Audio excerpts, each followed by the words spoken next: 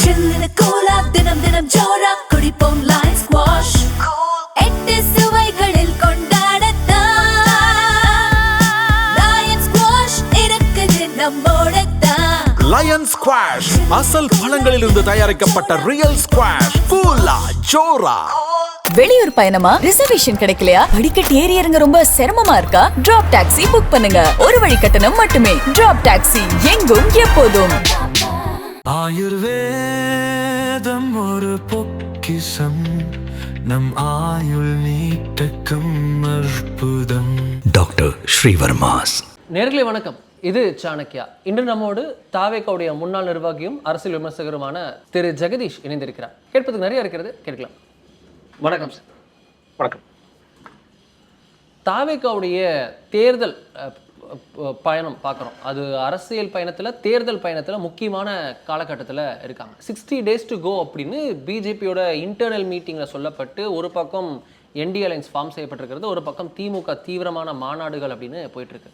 மூணாவது பெரிய ஃபோர்ஸ் அப்படின்னு பார்க்கப்படக்கூடிய, இல்லை நாங்கள் தான் நம்பர் 2 டிஎம்கே டிஃபீட் பண்ணுறதுக்கான ஃபோர்ஸ் நாங்கள் தான் அப்படின்னு கிளைம் பண்ணக்கூடிய தாவேகா பார்த்தோம் அப்படின்னா பெருசும் பொலிட்டிக்கல் ஆக்டிவிட்டி இல்லை, அறிக்கைகளோடு இன்றும் இருக்கிறார் விஜய் அப்படின்னு விமர்சனம் இருக்கிறது. இன்னைக்கு பார்க்குறோம், நம்ம சேலத்தில் கூட்டம் நடத்தி இருக்கிறார். அதுலேயும் பேச்சு முன்பதை விட அதிகமாக ஒரு 24 நிமிஷம் பேசியிருக்கார் அப்படின்றத பார்க்க முடிகிறது. உள்ள என்ன நடக்குதுன்னா பல விமர்சனங்கள், பல பார்வைகள் இருக்கிறது. ஒரு முன்னாள் நிர்வாகியாக, முன்னாள் ஸ்போக்ஸ் பர்சனாக நான் உங்ககிட்ட கேட்கணும்னு நினைக்கிறது, என்ன நடக்கிறது தாவேகாவில்? நிச்சயமா நீங்க சொன்ன மாதிரி 60 days to go தான். ஏப்ரல் 10ல இருந்து 15க்குள்ள கூட தேர்தல் தேதியே இருக்கலாம் அப்படின்னு சொல்லி சொல்றாங்க. பிப்ரவரி 3rd வீக்ல, பிப்ரவரி எண்ட்லயே வந்து நோட்டிபிகேஷன் வந்துடும். நோட்டிபிகேஷன் வந்துருச்சுன்னா, எம்சிசி வந்துருச்சுன்னா நமக்கு காலம் எவ்வளவு வேகமா ஓடுங்கிறது தெரியும். நம்ம எல்லா கட்சியும் எவ்வளவு பரபரப்பாவாங்க, சீட் ஷேரிங்க்கு போவாங்க. இந்த பக்கம் வந்து அந்த கட்சிக்குள்ள யாரை வேட்பாளரா நிப்பாட்டணுங்கிற பிரச்சனைகள் நடக்கும். நாமினேஷன் ப்ராசஸ் இருக்கு, அதுக்கு பர்மிஷன் ப்ராசஸ் இருக்கு. இந்த பக்கம் வந்து எலெக்ஷன் கமிஷன் தீவிரமாக அவங்க வந்து இந்த வண்டியை மடக்கிறது, தேடுறது, எல்லா கேண்டிடேட்ஸ் பின்னாடி போறது அப்படின்ட்டு அவ்வளவு பரபரப்பா இருக்கும். இந்த இவ்வளவு பரபரப்பிற்கும் தாவேகா தயாராக இருக்கிறதா அப்படின்னு நீங்க கேட்டீங்கன்னா, நீங்க கேட்ட மாதிரி தேர்தல் காலத்திற்கு தாவேகா தயாரா என்று கேட்டால் நான் நிச்சயமாக இல்லைன்னு சொல்லி சொல்லுவேன். இதுக்கு வந்து ஒரு அனுபவமின்மை காரணம்னு கூட நீங்க நினைக்கலாம். பட் அனுபவமின்மை மட்டும் கிடையாது. உண்மையிலேயே அவங்க வந்து தேர்தல்லாம் என்னன்னு ஒரு புரிதலோடு இருக்கிறாங்களா அப்படிங்கிற பெரிய கேள்வி எனக்கு இருக்கு. நீங்க கட்சிக்கும் ஒரு முக்கியமாக இந்த தேர்தல் நேரத்தில் நம்ம எல்லாரும் பேசுறீங்கன்னா, கட்டமைப்புங்கிறது ரொம்ப ரொம்ப முக்கியங்க. Top to bottom. ரொம்ப குறிப்பாக வந்து நீங்க பூத் கமிட்டியில எத்தனை பேர் உட்காருவாங்க. உதாரணத்துக்கு இப்ப ரஜினிகாந்த் அவர்கள் கட்சியை ஆரம்பிக்க போறாருன்னு சொன்ன உடனே பூத் கமிட்டியில போடுறதுக்கு ஆள் இருக்கா? ரொம்ப பிரபலமான ஒருத்தர் அவர் வர்றது, ஓகே அவர் ஆள் இருக்கான்னு முதல் கேள்வி. விஜய் வர்றாரா? ஓகே, பூத் நிர்வாகிகள் வரைக்கும் ஆள் இருக்கா? இதுதான் முதல் கேள்வி. நீங்க பூத் கமிட்டியில ஆளை உட்கார வச்சிட்டீங்கன்னா அதுக்கான அர்த்தம் நினைச்சிட்டீங்கன்னா, பரவாயில்லப்பா, இந்த கட்சிக்கு வந்து உண்மையிலேயே ஒரு வலிமை இருக்கு, இந்த கட்சியால போய் ஓட்டு கேட்க முடியும், ஓட்டை வாங்க முடியும், வாங்குற ஓட்டு நமக்கா இல்லைன்னு என்ஷூர் பண்ண முடியும் அப்படிங்கிறதா இந்த பூத் கமிட்டியோடைய ஒரு ப்ராசஸ். நீங்க ஆதவர்ஜுனா இது வரைக்கும் வெளிப்படையா பேசின விஷயங்கள் வந்து வர்றேன். இந்த மை டிவிக்கு ஒரு ஆப் லான்ச் பண்ணாங்க. அந்த ஆப் இப்ப என்ன பண்ணுதுன்னு கூட தெரியாது. இந்த ஆப் லான்ச் பண்ணும் போது எங்களிடம் 68,000 பூத் நிர்வாகிகள் இருக்கிறார்கள். தமிழ்நாட்டுல எஸ்ஐஆருக்கு பிறகு 73,000 பூத் வந்துருச்சு. திமுகளையும் அதிமுகளையும் 75 கூட சொல்றாங்க. கரெக்ட், நீங்க சொல்ற மாதிரி. நீங்க வந்து திமுகளையும் அதிமுகளையும் ஒரு பூத்துக்கு 10 நிர்வாகிகள் இருக்காங்க. 10 நிர்வாகிகள், which means ஒரு பூத்துல ஆவரேஜா 1000 பேர் இருப்பாங்கன்னா 100 பேரை கவர் பண்றதுக்கு ஒரு நபர். அதுதான் வந்து லாஜிக். அது திமுக சரி அதிமுக சரி கூட குறையில் இருப்பாங்க. சில நேரங்கள் அதிமுக 9 பேர் இருப்பாங்க, திமுக 10 பேர் இருப்பாங்க, இல்ல திமுக சில நேரங்களுக்கு குறைகளா இருக்கலாம். இது BLA 1 கான்செப்ட். இந்த எஸ்ஐஆருக்கு பிறகு என்ன பண்ணாங்கன்னா BLA 2 ஒரு கான்செப்ட் போய் இன்னும் அதிகப்படியான பூத் நிர்வாகிகளை திமுக அதிமுக போடுறாங்க அப்படிங்கிறத பார்க்கின்றோம். தாவேகால நீ கம்பேர் பண்ணி பாருங்க. 68,000ங்கிறது அவங்க சொன்ன அன்னைக்கு டேட்டா கூட வச்சுக்கலாம். ஒரு பூத்துக்கு ஒருத்தர், ஆதவர்ஜுனா சொன்ன டேட்டாங்கிறது ஒரு பூத்துக்கு ஒருத்தர். இந்த ஒரு பூத்துக்கு ஒருத்தர் வச்சு நீங்க என்ன பண்ணுவீங்க அப்படிங்கிறது ஒரு கேள்வி. ஓகே, அட்லீஸ்ட் இதுவே உண்மையான்னு கேட்டீங்கன்னா இதுவுமே ஃபேக். VOC வந்து டேட்டா எடுத்து இதை பார்த்துட்டு, சார் 25,000 நபர்கள் வந்து ஃபேக்கா இருக்காங்கன்ட்டு அதை ஆதவர்ஜுனா சொல்லி, ஆதவர்ஜுனா கிட்ட போய் விஜய்கிட்ட சொல்லி, விஜய் புஷியானந்தை கூப்பிட்டு கேட்டு என்னங்க இவ்வளவு ஃபேக்கா கொடுக்குறீங்கன்னா, அதுக்கப்புறம் மாவட்ட செயலர் சொல்லி சொல்றாங்க, அண்ணா நீங்க என்னென்ன இப்ப தலைவட்டெல்லாம் அதை கொடுத்துட்டு இருக்கீங்க, நாங்க சும்மா பேர் எழுதி கொடுத்தோம், என்னென்ன நீங்க இப்படி பண்ணிட்டு இருக்கீங்க, நாங்க சும்மா ஏதோ கேட்கறீங்கன்னு எழுதி கொடுத்தோம். இதுதான் வந்து தாவேகாவுடைய உண்மையான முகம். இன்னொரு பக்கம் மெம்பர்ஷிப்னு ஒரு கதை அழகுறாங்க. 1,40,00,000, அதாவது ஆளாளுக்கு இஷ்டமா 1 கோடி 20 லட்சம் 1 கோடி 40 லட்சம் பேர் ஏதோ நீங்க வந்து இது பாரு ஏழை விடுற மாதிரி 2 கோடி வரைக்கும் சில பேர் போயிட்டாங்க. 2 கோடி உறுப்பினர்களிடம் இருக்கிறார்கள் அப்படின்னு ரொம்ப மாறுதட்டிட்டு ஒரு பக்கம் சொல்லிட்டு இருக்காங்க.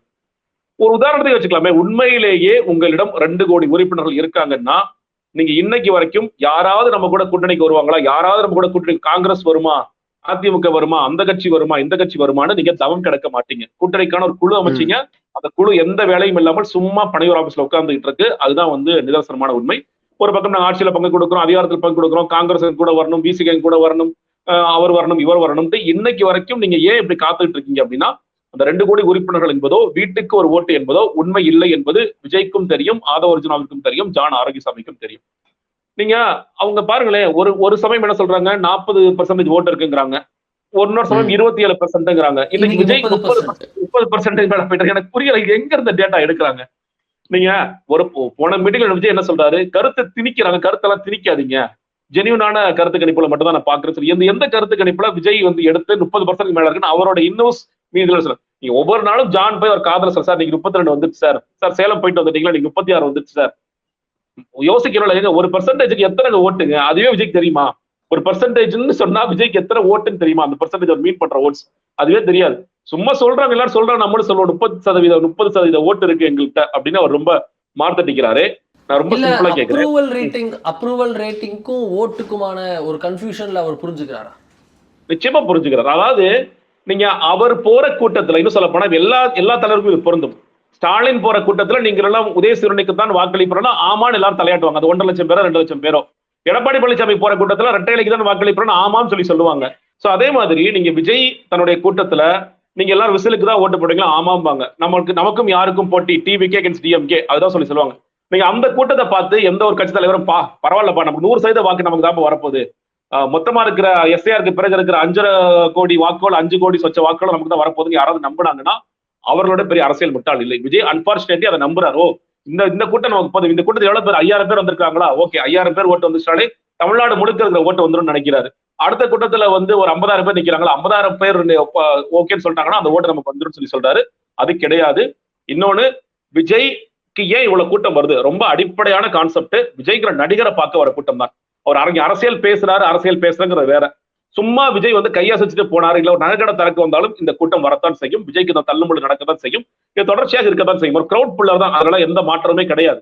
இன்னொன்னு, விஜய் எப்பயுமே என்ன பண்றாரு, ரொம்ப ஸ்மார்ட்டா ஒரு மாவட்டம்னு சொன்னா அந்த மாவட்டத்திற்கு எல்லா பகுதிகளுக்கும் போக மாட்டார். அட்லீஸ்ட் ரெவென்யூ மாவட்டத்துக்கு, ரெவென்யூ டிஸ்ட்ரிக்ட் கூட போக மாட்டேங்கிறாரு, இல்ல தொகுதிகளுக்கு போக மாட்டேங்கிறார். திருச்சியோட மையமான இடத்துல இருப்பேன், பெரம்பலூரோட மையமான இடம், கரூரோட மையமான இடம். அப்ப அவர் தொகுதியில இருக்கிற எல்லா மக்களுமே வந்து அவரை போய் பார்க்கணும்னு ஒரு ஆர்வம் வரும். அதெல்லாம் வந்து ஓட்ஸா கன்வெர்ட் ஆகும் விஜய் நினைக்கிறார். கன்வெர்ட் ஆகும் நான் சொல்றேன். பட் ஆனா இந்த கூட்டம் கூட பத்தாது. இன்னைக்கு வந்த கூட்டமோ, இல்ல இதுக்கு முன்னாடி ஈரோட்ல வந்த கூட்டமோ, அது முன்னாடி பாண்டிச்சேரியில வந்த கூட்டமோ, திருச்சி, பெரம்பலூர், அரியலூர், மதுரை, விக்கிரவாண்டி, எல்லா கூட்டத்தையும் எடுத்துக்கங்க. இந்த கூட்டம் எல்லாம் விஜய் தன் ஒரு முதன்மை சக்தி நம்புறாரு இல்லையா, 30% ஓட்டுன்னு சொல்றாரு இல்லையா, அதற்கு இது துளி அளவு கூட கிடையாது.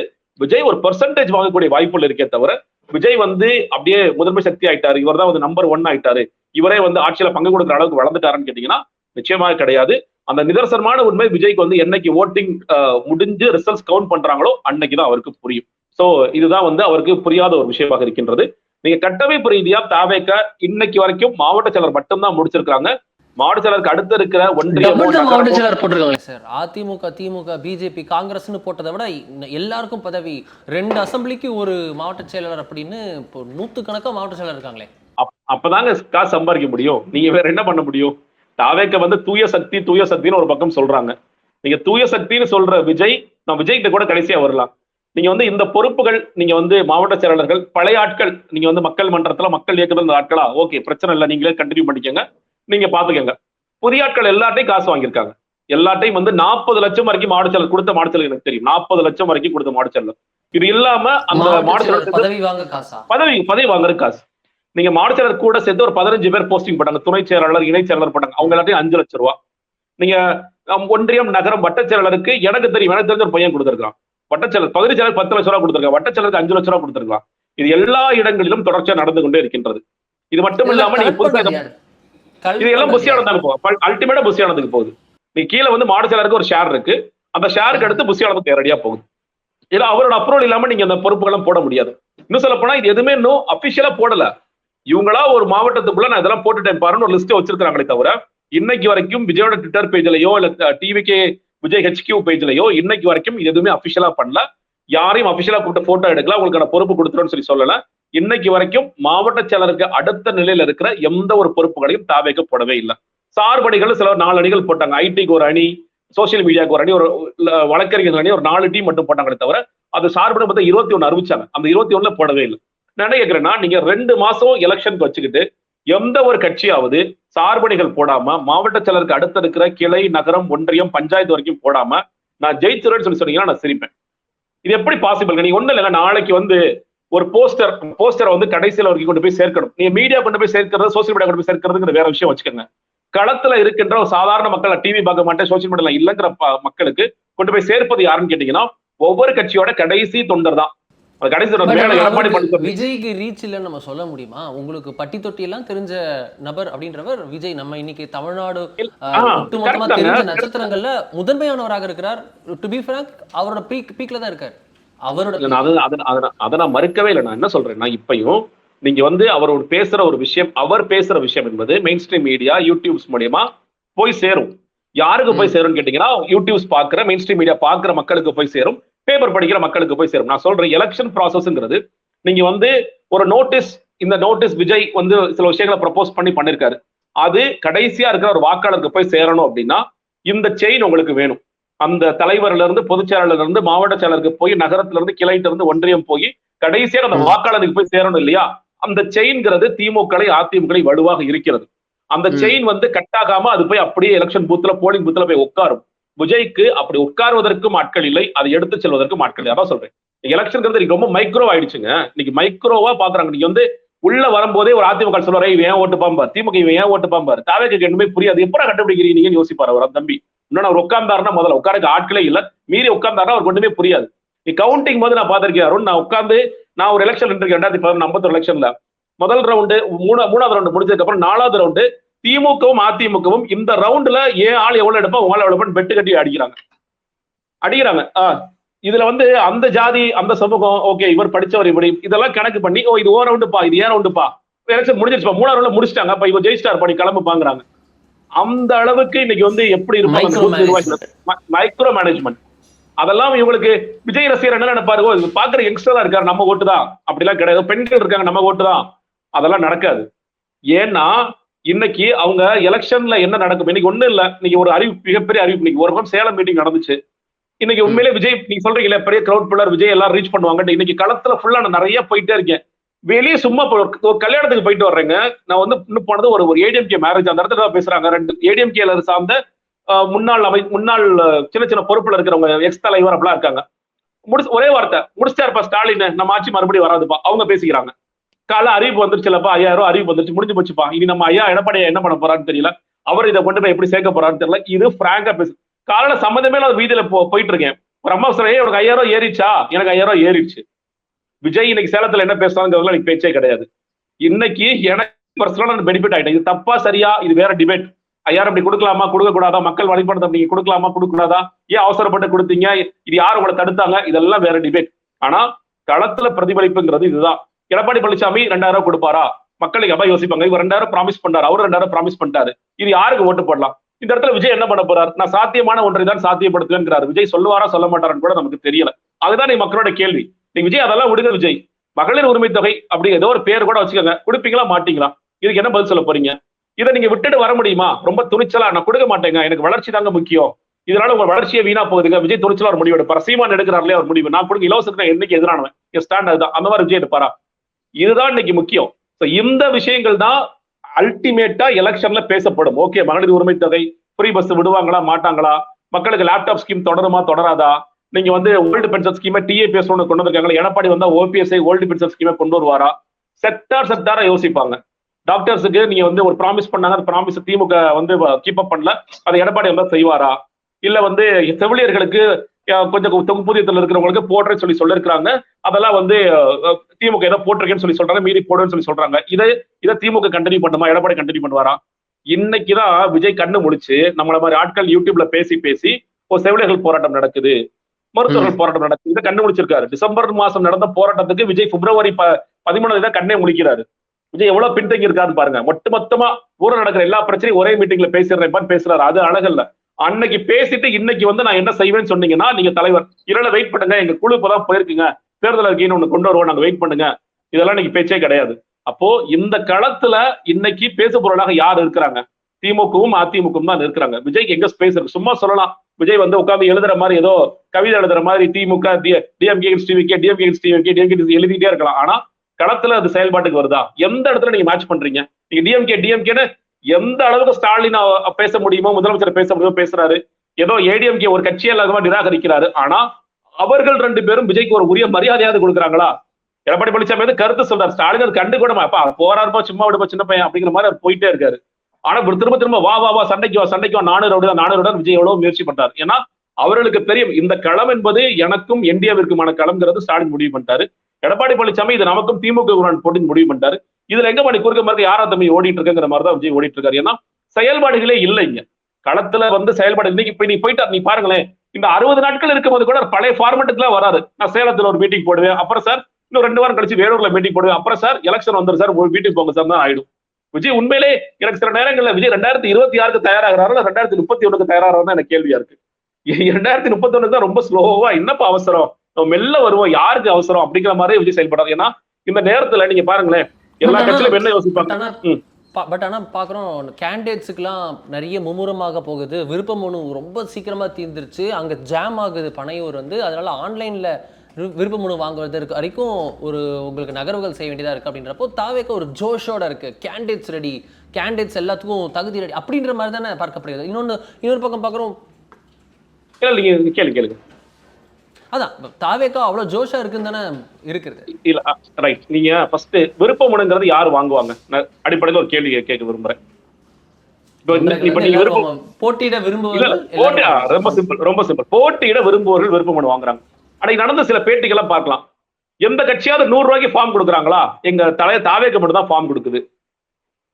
தாவேக்க மட்டும் தான் 100 ரூபாய்க்கு ஃபார்மை விக்குது. ரைட்டா? 100 ரூபாய்க்கு நீங்க போனீங்கன்னா 100 ரூபாய்க்கு ஃபார்ம் வாங்கலாம் அப்படிங்கிற ரொம்ப பெருமையா பேசுறாங்க. ஒவ்வொரு மாவட்ட செயலாளருக்கும் அன்னைக்கு கொடுக்கப்பட்ட இன்ஸ்ட்ரக்ஷன் எல்லாரும் கிளம்பி வாங்க, ஒவ்வொரு மாவட்டத்திலும் 200ல இருந்து 300 ஃபார்ம் வாங்கணும். ஏற்கனவே யாரெல்லாம் பொறுப்புல இருக்கீங்களோ எல்லாரும் கட்டாயமா ஃபார்ம் வாங்கி ஆகணும். 100 ரூபா தானே வாங்கிருங்க, வாங்கியே ஆகணும். ஏன்னா இன்னைக்கு நம்ம எப்படி ஃபர்ஸ்ட் டே ஃபர்ஸ்ட் ஷோல 147 கோடி 150 கோடி ஒரு கதை சொல்லுவோமோ அதே மாதிரி ஒரு கதையை கொண்டு போகணும். 10,000 ஃபார்ம் இல்லைங்க 50,000 ஃபார்ம் நாங்க கொடுத்துட்டோம். நீங்க இவ்வளவு பேர் போட்டி போட போறாங்களா? முதல்ல ஒரு மாடு சிலர் வாங்குறாரு, வாங்கி திறந்து பாக்குறாரு, என்னென்ன 10,000 ரூபாய் போட்டிருக்கு உள்ள, 10,000 ரூபாய் கட்டணுமா அப்படின்னு கேட்கிறாரு. ஒரு மாவட்ட செயலாளருக்கு விருப்ப மனு கொடுக்கும் பொழுது 10,000 ரூபாய் கட்டணுங்கிற கட்டணும் தெரியல. திமுக அதிமுக நம்ம இயல்பா தெரியும், 10,000 ரூபாய் 15,000 வச்சிருப்பாங்க, அப்படி கொடுத்தீங்கன்னா ஃபார்ம் கொடுப்பாங்க, அதை ஃபில்அப் பண்ணி நீங்க கொடுக்கணுங்கிறதா ஒரு கான்செப்ட். தாவேக ரொம்ப ஸ்மார்ட்டா புஷியானந்த ஒரு ஸ்மார்ட் பாலிட்டிஷியன் நீங்க பாக்கணும்.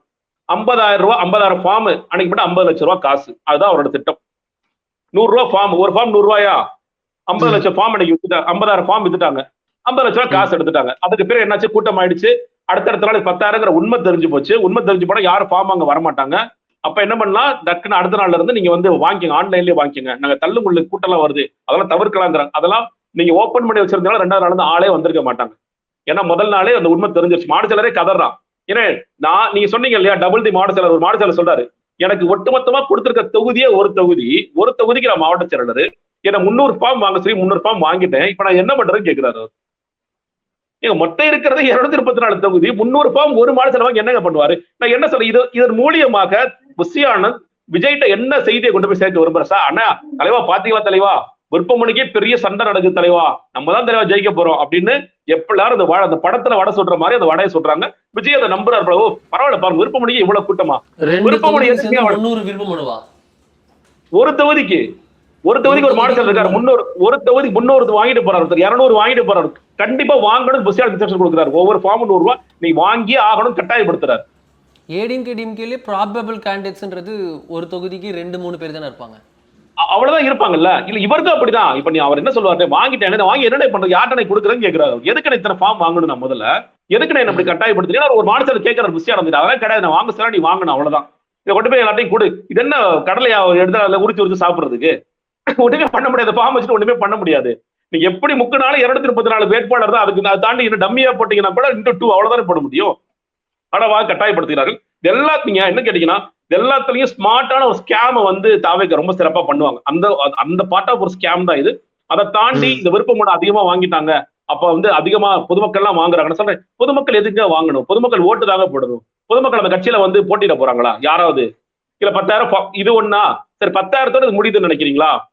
ஒவ்வொரு சீட்டுக்கும் 1 கோடியில இருந்து 3 கோடி ரூபாய் ஒயிட்டா கேட்கறாங்க. நீங்க பிளாக்ல கூட உங்களுக்கு எப்படி சார் தெரியும் கேட்பீங்க. ஒயிட்டா நீங்க போய் கேளுங்க. சார் நான் ஃபார்ம் வாங்கிட்ட 10,000 கட்டிட்டேன், எனக்கு சீட்டு வேணும், 1 கோடி ரூபாய்க்கு நீங்க வந்து எனக்கு ஒயிட்டா கொடுத்துருங்க, ஒயிட்டாவே கொடுங்கன்னு சொல்லி சொல்றாங்க. ஏன்னா நீங்க பிளாக்கா வாங்கினா திரும்ப இடி பிரச்சனை எல்லாம் வரும், ஏற்கனவே சிபிஐ பிரச்சனை, சிபிஎஸ்சி பிரச்சனை எல்லாம் இருக்கு, ஒயிட்டா கொடுத்துருங்க, ஒயிட்டா வாங்குறதுக்கு ரெடி ஆயிட்டாங்க. ஓப்பனா சொல்றாங்க. சரிங்க எங்களுக்கு சீட்டு கன்ஃபார்மா கொடுத்துருவீங்களா, நான் 1 கோடி ரூபாய் கொடுக்குறேன், அது எப்படிங்க சொல்ல முடியும்? அப்ப 1 கோடி ரூபாய் திரும்ப கொடுத்துட்டு அது கொடுக்க முடியாது. பார்ட்டி ஃபண்டுக்குள்ள போனா அந்த பணம் எப்படி திரும்ப வரும் இப்படி கேட்கறாங்க. ஒரு புகழ்பெற்ற ஒரு முன்னாள் ஐஏஎஸ் அதிகாரி ஒருத்தவங்க போறாங்க, கேட்கறாங்க, சீட்டு கேட்கறாங்க. சீட்டு கேட்கும்போது 1 கோடி ரூபாய் கொடுத்துருங்கன்னு சொல்லி சொல்றாங்க. சரி நான் கொடுக்குறேன், முதல்ல ஏன் கேட்கறேன்னு புரியல, எனக்கு சீட்டு கன்ஃபார்மா? இல்ல அதெல்லாம் எப்படி சொல்ல முடியும், ஏற்கனவே வின் பண்ண சீட்டுமா? அவங்க சொல்றாங்க ஏற்கனவே தாவேக்கு வின் பண்ணிடுச்சுமா, உங்களுக்கு சீட்டு நாங்க கொடுக்குறோம், அது நீங்க காசு வேற திரும்ப கேட்பீங்களா? இது ஒரு வியாபாரம் நடந்துட்டு இருக்கு. இந்த வியாபாரத்தை பண்றது, இந்த சீட்டை விற்கிறது, இதெல்லாம் பண்ணிட்டு தான் ஒருத்தர் என்ன சொல்றாரு, நான் தூய சக்தி. சரி சார், உங்களுக்கு சுத்தி இருக்கிறவங்க தான் சார் இது வந்து எல்லாம் ஊழல் பண்றாங்க, நீங்க ரொம்ப நேர்மையானவரா? இந்த ஐடி வழக்குல என்ன வருது? ஐடி வழக்கோட சாராம்சம் என்ன? விஜய் கருப்பு பணம் வாங்கினாரா வாங்கலையா? ரொம்ப சிம்பிளான கேள்வி. வாங்கினார், அவரே சொல்றார். ஆமாங்க, செக்ல எவ்வளவு வாங்கினா? 16 லட்சம் வாங்கினேன். சரி காசை கையில எவ்வளவு வாங்குனீங்க? சரி 16 கோடி வாங்கினேன். இது எவ்வளவு வாங்குனீங்க? நான் ஃபர்ஸ்ட் 5 கோடி வாங்கினேன். அப்புறம் திரும்ப துருவுறாங்க ஐடி, 5 கோடி தான் வாங்கினீங்களா? இல்லங்க 15 கோடி வாங்கினேன். மொத்தமா 5 + 10 15 கோடி வாங்கினேன். இந்த 15 கோடியும் ரொம்ப சிம்பிளான கேள்வி, நீங்க வழக்குக்குள்ள எல்லாம் பாத்தீங்க, இந்த 15 கோடியும் கருப்பு பணமா இல்லையா? But it's been claimed as ஒரு டிலே தானே. இல்ல நல்லா அந்த வழக்கை படிச்சு பாருங்க. அந்த 15 கோடி கருப்பு பணத்திற்கு அவர் டாக்ஸ் கட்டுறாரு 10%, 1.5 கோடி. அதுதான் வழக்கு. அந்த 1.5 கோடி டாக்ஸுக்கு அபராதம் போடுறாங்க. அதுல என்ன சொல்றாரு அவரு, என்னுடைய இந்த அபராதத்தை நீங்க 2019 தான் லிமிடேஷன் பீரியடு, அந்த லிமிடேஷன் பீரியடுக்குள்ள என்ன கேட்காம நீங்க 2019க்கு அப்புறம் கேட்கறதுனால நான் கட்ட முடியாதுன்னு சொல்லி சொல்றாரு. என்ன சொல்றாருன்னா, நான் திருடி 3 வருஷம் ஆயிடுச்சு, அந்த திருட்டு வழக்கை மறந்துருங்க, சார்ஜ் ஷீட் நீங்க போடல, இல்ல வழக்கை டிராப் பண்ணுங்கன்னு அவர் சொல்றாரு. நீங்க நல்ல வழக்கு எடுத்து படிச்சு பாருங்க அருண். அவர் வந்து 16 புலி படத்திற்கு 16 கோடி ரூபாய் செக் டிடிஎஸ் கட்டி வாங்குறாரு. அது பிரச்சனையே இல்ல, சினிமால எல்லாரும் வாங்குவாங்க, கருப்பு படமும் வாங்குவாங்க. விஜய் வந்து போய் ஐடி போய் செக் பண்ணதுனால மாட்டிக்கிட்டதுனால என்ன சொல்றாரு, ஆமாங்க நான் கருப்பு படம் வாங்கினீங்க, 5 கோடி வாங்கினீங்க, சரிப்பா அதுக்கு 10% நீ வந்து கட்டிருங்க 50 லட்சம் அப்படின்னு சொல்லி சொல்றாங்க. இல்ல அதற்கு பிறகு இன்னுமே கொஞ்சம் நிறைய டாக்குமெண்ட்ஸ்ல இன்கிரிமெண்ட் டாக்குமெண்ட்ஸ் இருக்குப்பா, இது எப்படி வாங்கினா அதை எப்படி வாங்கினா கேள்வி எழுப்பும் போது, இல்லங்க நான் பார்த்தா 15 கோடி கருப்பு படம் வாங்கினீங்கன்னு விஜய் ஒத்துக்கிறார். விஜயை ஒத்துக்கொண்ட ஸ்டேட்மெண்ட் அதுல இருக்கு. அதாவது ஒரு நடிகரான விஜய்க்கு இதெல்லாம் உரிமை இருக்கா உரிமை இல்லைங்கிறது வேற டிபேட். நான் என்ன சொல்றேன், தூய சக்தி தானே நீங்க, தூய சக்தி விஜய் எதற்காக நீ கருப்பு பணம் வாங்குறீங்க நான் கேட்கிறேன். இன்னொன்னு நான் சொல்றேன், இது வந்து புலி படத்தோட மட்டும் இல்லை, ஒவ்வொரு படத்திலும் விஜய் கருப்பு பணம் வாங்கிட்டு தான் இருந்தார். என்ன ஐடி யாரும் போய் செக் பண்ணல, அவ்வளவுதான். நீ வந்து மாட்டிக்கிட்டாரா மாட்டிக்கலையா, அதுதான் சிம்பிளான கான்செப்ட். ஐடி போனாங்க மாட்டிக்கிட்டார், ஐடி போல மாட்டிக்கல. இது எல்லாருக்கும் பொருந்தும். இது பல நடிகர்களுக்கும் பல இயக்குநர்களுக்கும் பல தயாரிப்பாளருக்கும் பொருந்தும். அன்னைக்கு போய் மாட்டிக்கிட்டாரு, இன்னைக்கு மாட்டிக்கல, அவ்வளவுதான் சிம்பிள். சோ நான் என்ன சொல்றேன்னா, இது தூய சக்தி, மத்தவங்க எல்லாரும் ஊழல் சக்தி, அதிமுக ஊழல் கட்சி, திமுக ஊழல் கட்சி, பாஜக ஊழல் கட்சி அப்படின்னு நீங்க சொல்றீங்க இல்லையா, நீங்க உங்க முதுக தயவு செய்து பாருங்க சார். உங்களோட சினிமா துறையில இது வரைக்கும் நீங்க நேர்மையா இருந்திருக்கீங்களான்னு கேட்டீங்கன்னா நீங்க அதுலயே உங்களுக்கு நேர்மை இல்லை. ஆனா நீங்க என்ன சொல்றீங்க, நான் வந்தா ரொம்ப நேர்மையா இருப்பேன். சரி எப்படி நேர்மையா இருப்பீங்க, புஷியானந்த் வச்சுக்கிட்டா? அப்படிதான் கேள்விகளும். பட் ஆனா என்ன சொல்றாங்கன்னா, விஜய் நல்லவருங்க, பட் ஆனா அவர் சுத்தி இருக்கிறவங்க தான் அவருக்கு ஒழுங்கா தகவல்களை கொண்டு போக மாட்டாங்க. செங்கோட்டையன் அவராலே ரீச் பண்ண முடியலைங்க விஜயை, நடுவில் நிறைய பேர் நிற்கிறாங்க அப்படின்றாங்க. அப்படி ஏதாவது ஒரு லாபி ஆட்டம் சுற்றி நின்றுக்கிட்டு விஜயை வந்து ஒரிஜினலான உலகத்தை பார்க்க விடாமல் தடுக்கிறார்களா? இல்லைங்க, அதுவும் தப்பு தானே. ஒரு தலைவனுக்கு அது எப்படி அழகாகும் நான் கேட்கிறேன். இந்த கட்சி தமிழக வெற்றி கழகத்துடைய தலைவர் யார்? விஜய். எனக்கு தெரியாம இந்த கட்சியில பல விஷயங்கள் நடக்குது, நான் கண்டும் காணாமல் இருப்பேன், இல்ல நான் எதுவுமே பார்க்க மாட்டேன், எதுவுமே கவனிக்க மாட்டேன், நான் வந்து கூலிக்கு தான் ஆள் வச்சிருக்கேன், அந்த கூலிக்கு ஆள் வச்சிருக்க வச்சு நான் வேலை வாங்கிக்குவேன்னு சொல்லி சொன்னா, அப்படி கட்சி தலைவன் எப்படி உங்களை கிளைம் பண்ணிக்கலாம்னு கேட்கிறேன். இல்ல நீங்க சிஎம் ஆயிட்டீங்க, ஓகே சிஎம் சுத்தமானவர்ப்பா, அப்புறம் மினிஸ்டர் தான்ப்பா எல்லாரும் மோசம், மினிஸ்டர் எல்லாம் ஊழல் பண்ணுவாங்கப்பா, சிஎம்க்கு அதுல பங்கே கிடையாதுப்பா. இது என்னங்க எனக்கு புரியலையே. நீங்க போலீஸ்ல ஒரு இன்ஸ்பெக்டரோ ஒரு டிஎஸ்பியோ ஒரு லஞ்சம் வாங்கினார்னா நம்ம என்ன சொல்றோம், ஹோம் மினிஸ்டர் வச்சிருக்கிற முதலமைச்சர் ஸ்டாலின் என்ன இவ்வளவு மோசமா டிபார்ட்மெண்ட் வச்சிருக்கீங்க? ஆப்வியஸ் கரெக்டான கேள்விதான். நீங்க தானே சார் அந்த துறைக்கு தலைவர், நீங்க தானே சார் கேட்கணும், டிஜிபி சார் போடலாம்னு சொல்லி கேட்கிற கேள்வி கரெக்டான கேள்விதான். ஆனா நீங்க அதே மாதிரி மினிஸ்டர் ரொம்ப நல்ல, சிஎம் ரொம்ப நல்லவர்ப்பா, விஜய் மாதிரி சுத்தமான ஒரு மனுஷர் பார்த்ததே கிடையாது, ரொம்ப தன்மையா இருக்காரு. ஆனா புஷி ஆனந்த் வந்து இதெல்லாம் நடக்க போறது இல்ல. புஷி ஆனந்த் மினிஸ்டர் வந்து லஞ்சம் வாங்குறாரு, ஊழல் பண்றாரு, வெங்கட்ராமன் ஊழல் பண்றாரு, அருண்ராஜ் ஊழல் பண்றாரு, ஆதவர்ஜுனா ஊழல் பண்றாரு, அதெல்லாம் கண்டும் காணாம விஜய் இருக்காரு. இது எப்படி சரியாகும்? இந்த கவர்னன்ஸ்னா அப்புறம் என்ன? அப்போ நீங்க சுத்தமா இருக்கணும், உங்கள் கீழே இருக்கிறவங்க சுத்தமா இருக்கணும், உங்கள் கீழே யாரெல்லாம் வர போறாங்களோ அவங்களும் சுத்தமா இருக்கணும். அப்படி சொல்லி நீங்க தூய சக்தின்னு சொல்லுங்க. நானும் சேர்ந்து சொல்றேன், அப்பா இந்த மாதிரி தூய சக்தியா நானும் எதிர்பார்த்துட்டு இருந்தேன்னு சொல்லி சொல்றேன். நீங்களும் தூய சக்தி கிடையாது, உங்களை சுத்தி இருக்கிறவங்களும் தூய சக்தி கிடையாது. அது ஒண்ணு. இன்னொன்னு, விஜய்க்கு வந்து வர இன்ஃபர்மேஷன் ரொம்ப நாளா நடந்துட்டு தான் இருக்கு. நான் மறுபடியும் சொல்றேன், இந்த கட்சி இன்னும் ஜான் ஆரோக்கியசாமி புஷியானந்த் கட்சி தான். விஜய் இன்னைக்கும் வந்து இன்னைக்கு சேலத்துக்கு போனோமா, இன்னைக்கு என்ன ஸ்கிரிப்ட் கொடுங்க. விஜய் ஒரு இம்ப்ரூவ்மெண்ட் இருக்கு. முன்னாடி எல்லாம் மனப்பாடம் பண்ண கஷ்டப்படுவார், இப்ப கொஞ்சம் மனப்பாடம் பண்றாரு, கொஞ்சம் கீ பாயிண்ட்ஸ் மட்டும் பார்த்து படிச்சாரு. அந்த விதத்துல இம்ப்ரூவ் ஆயிருக்காரு. தவிர இன்னுமே தன்னோட கட்சிக்கு என்ன தேவை, தன்னோட கட்சியில வந்து என்ன அடுத்து பண்ணணும், ஏன் வந்து இந்த பொறுப்புகள்லாம் போடாம இருக்கிறாங்க, பூத் நிர்வாகிகள் உண்மையிலே இருக்கிறாங்களா இல்லையா போன்ற விஷயங்கள் எல்லாம் விஜய் அக்கறை செலுத்துகிறாரா இல்லை. இன்னொன்னு, எனக்கு இஷ்யூஸ் எல்லாம் பேசுறாரு இல்லையா, இந்த இஷ்யூஸ் மேல விஜய்க்கு உண்மையான ஆர்வம் அக்கறை இருந்திருந்தால் இதெல்லாம் டிசம்பர் மாசம் பேசியிருப்பார். டிஎன்பிஎஸ்சி பிரச்சனை வருதுன்னு டிஎன்பிஎஸ்சி அப்பா அடுத்து எப்பப்பா நம்ம கூட்டம் போடுவோம், மார்ச் மாசம். ஓகே, மார்ச் மாசம் ஒரு மாசம் ஆகட்டும், டிஎன்பிஎஸ்சி பத்தி பேசிக்கலாம். இது என்னங்க தலைவர் கழகு? அன்னைக்கு போராட்டத்துல இறங்குங்க உங்க இளைஞர்கள், நீங்க உங்க ஜென்சி வாக்காளர்னு சொல்றீங்கல்ல. நான் அண்ணன் சொல்ல போனா உங்களோட இளைஞர்கள் சக்தியான உங்களுக்கு பின்னாடி இருக்கிறாங்க. அந்த இளைஞர்களுக்கு களத்துல இறங்கி போராடுங்க. ஒட்டுமொத்தமா நீங்க இது வரைக்கும் ஒரு போராட்டம் தான், நம்ம அஜித் குமார் மட்டும் தான் போராட்டமே செஞ்சிருக்கீங்க. அதான் நீங்க போராட்டமே பண்ணல 2 வருஷத்துல. அப்படிப்பட்டவருக்கு ஒரு தலைவனை நம்பி என் மக்கள் சாரையா வந்து இளைஞர்கள், அப்பா என் தலைவன் வந்தாப்பா டிஎன்பிசிக்காக குரல் கொடுத்துட்டாப்பா, எப்பப்பா குரல் கொடுத்தாரு, அது நடந்து ஒரு மாசம் ஆயிடுச்சா, இப்பதான் தலைவன் குரல் கொடுக்க முடிஞ்சது, இப்பதானே வெளியே வர்றான். இப்படிதான் இருக்க போறாரா விஜய்? அப்போ இஷ்யூஸ பேசக்கூடாதுன்னு யாராவது விஜய் தடுக்கிறாங்களா? பேப்பர் எடுத்து படிச்சாரா தெரிஞ்சிருங்க. டிசம்பர் மாசம் இவ்வளவு போராட்டம் நடந்துச்சு, விஜய் ஏன் தெரியல? ஏன்னா விஜய் பேப்பர் படிக்கிறது இல்ல. அன்னைக்கு படிச்சிருந்தானே, ஏங்க என்ன இவ்வளவு போராட்டம் நடக்குது, பஸ் ஸ்டாண்ட்ல உட்காந்து கிளம்பக்கத்துல உட்காந்து நர்சஸ் எல்லாம் போராடிட்டு இருக்காங்களா, என்னங்க அப்படின்னு கேட்டுப்பாரா இல்லையா? விஜய் பேப்பர் படிக்கணும். அதுக்கு முதல்ல பேப்பரே நான் படிக்க மாட்டேன். அன்னைக்கு ஸ்கிரிப்ட் படிக்க கொடுக்கும்போது மட்டும் என்ன இது எப்ப நடந்துச்சு சார், அது நடந்து 2 மாசம், அப்படியா சார், அதனால பரவாயில்ல, ஓகே. எல்லா இஷ்யூஸ்லயும் ஸ்டாண்டர்டு. நான் ரொம்ப சிம்பிளா கேட்கிறேன். அவங்க கேட்கறாங்க எல்லா இஷ்யூ ஏன் ஸ்டாண்டர்ட் எடுக்கணும்னு கேட்கறாங்க. நான் இப்படி கேட்கறேன், நீங்க மொழிப்போர் தியாகிகள்னு போட்டோ வச்சு ஓராண்டி மலரஞ்சலி செலுத்துறீங்கல்ல, அதுல நீங்க என்ன சொல்ல விரும்புறீங்க? என்கிட்ட ஒரு ஸ்டாண்ட் இருக்கு, நான் இருமொழி கொள்கைக்கா நிக்கிறேன். அது சரியா தப்பாங்கிறது வேற விஷயம். தமிழ் இங்கிலீஷ் 2 தான் என்னோட கோர் பிரின்சிபல்ங்கிறது இருமொழி கொள்கை. இந்த இருமொழி கொள்கைக்காக உயிர் நீத்தவர்களுக்கு நான் அஞ்சலி செலுத்துகிறேன். அதுல ஸ்டாண்ட் சொல்றீங்கல்ல, அதே தான் நம்ம எல்லாம் கேட்கிறோம். கவின் ஆணவப்படுகளை ஏன் பாட்டி ஸ்டாண்ட் சொல்லலாம்? இல்ல நான் ஸ்டாண்ட் எடுக்க மாட்டேன், நிலைப்பாடு எடுக்காத எங்க நிலைப்பாடு. திருப்பரங்குன்றம் ஏன்பா பேச மாட்டேன், நிலைப்பாடு எடுக்காத நிலைப்பாடு. இது என்ன முட்டாள்தனமா இருக்கு? அரசியல் கட்சி நடத்துறீங்களா இல்ல அது கம்பெனி நடத்துறீங்களா? நீங்க இப்ப அரசியல் கட்சி நடத்துனீங்கன்னா இந்த கேள்விகள் உங்களிடம் கேட்கப்படும். பிரஸ் வந்து மீட் பண்ணிதான் பிரஸ் யாரோட பிரதிநிதி? இப்போ நீங்க இந்த கேள்விகளை என்கிட்ட எழுப்புறீங்க, நான் உங்கள்கிட்ட பேசுறேன். நீங்க உங்களோட வீட்டுல மட்டும் இதை காமிக்க போறீங்களா? இல்ல இது எல்லா மக்களுக்கும் கொண்டு போய் சேர்க்கிறதானே உங்களுடைய பணி. அப்போ விஜயோடைய கருத்து என்னங்கிறத உங்க மூலியமாக மக்கள்கிட்ட கொண்டு போய் சேர்க்கிறீங்க. அப்ப அந்த கேள்விகளை விஜய் ஃபேஸ் பண்ண ரெடியா இருக்கணும். இப்ப இதையே ஃபேஸ் பண்ணாதான் சட்டமன்றத்துல போய் என்ன பண்ணுவார்? நீங்க சட்டமன்றத்தில் திடீர்னு சிஎம் ஆயிட்டாருங்க, திடீர்னு ஒரு எம்எல்ஏ வந்து ஏற்கனவே இருக்கிற கேள்விதான் கேட்கிறாரு, என்ன சொல்லுவாரு? இல்ல நான் பதில் சொல்ல மாட்டேன், எனக்கு இதெல்லாம் யாருமே எழுதி கொடுக்கணும்னு சொல்லுவாரா? இல்ல நான் நீங்க பேச மாட்டேன், மௌன வருதும் பாரா? பிரச்சனை பார்க்க மாட்டேன்னா இது என்ன அர்த்தம் நான் கேட்கிறேன். சோ இந்த மாதிரி விஜய் வந்து தன்னை தயார்படுத்திக் கொள்ள அத்தனை அவென்யூஸ் இருந்தும் அவர் தயாராக மாட்டேங்கிறார். இன்னுமே நம்ம வந்து ஜான் புஷின்னு சொல்லிட்டு இருக்கலாம் அர்த்தம் தான் நான் நினைக்கிறேன். அவர் இந்த நேரத்துக்குலாம் வெளியே வந்து இந்த உலகம் என்ன, ஒவ்வொரு நாளும் நடக்கின்ற பிரச்சனை என்ன, நம்ம அடுத்த கட்டத்துல என்ன பண்ணணும், கேண்டிடேட் செலக்ஷன்லாம் யாரை பண்ண போறோம், எப்படி பண்ண போறோம், அவரே நேர்காணல் பண்ணுவார். ஒரு சோர்சஸே அவரே நேர்காணல் பண்ணுவார். எப்ப பண்ணுவாரு?